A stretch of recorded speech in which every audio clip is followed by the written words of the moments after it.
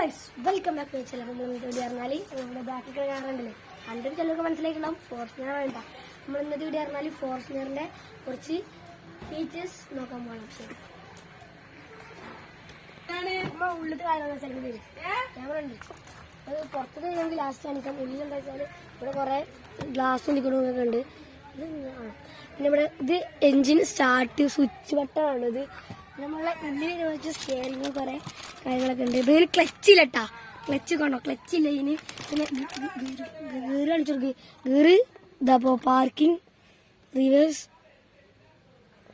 പിന്നെ അങ്ങനെ പറയുന്നുണ്ട്.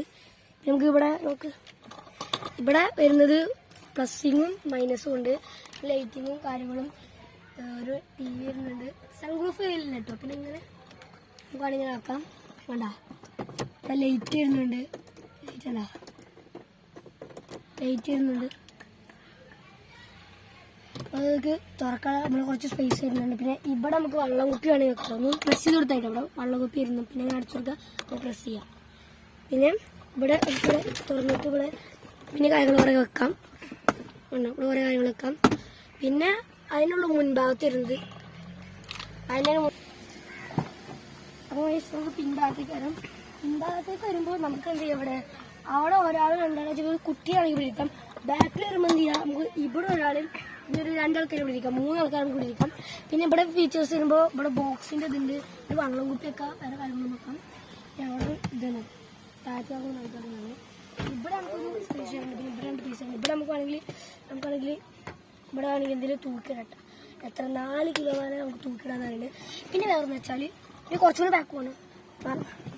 നമുക്ക് എന്ത് ചെയ്യാം, നമുക്ക് ഇന്നൊരു ബാക്ക് വരുന്നുണ്ട്. എന്ത് ചെയ്യാം, അങ്ങനെ ആക്കി കൊടുക്കാം. മനസ്സിലായോ?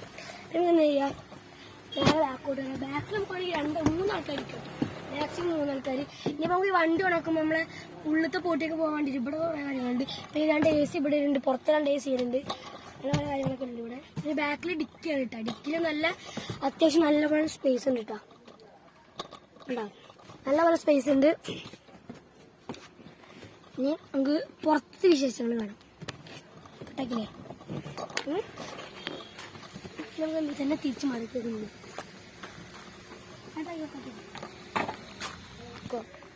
നമ്മളിനി പുറത്ത് കാര്യം വെച്ചാൽ നമ്മൾ LED ലൈറ്റ് ആണ് കേട്ടോ. ഇത് നല്ല ലക്ഷറി വണ്ടിയാണെങ്കിലും ടൊയോട്ടയാണ്. അത് LED ലൈറ്റാണ്. ടയർ പറഞ്ഞാൽ 4ന്റെ ടയറാണ് ടൊയോട്ടയുടെ. ഇത് നമ്മൾ ലൈറ്റ് കണ്ണാടിയാണ്. അത് ഇൻഡിവിജ്വൽ ലൈറ്റ് ഉണ്ട്.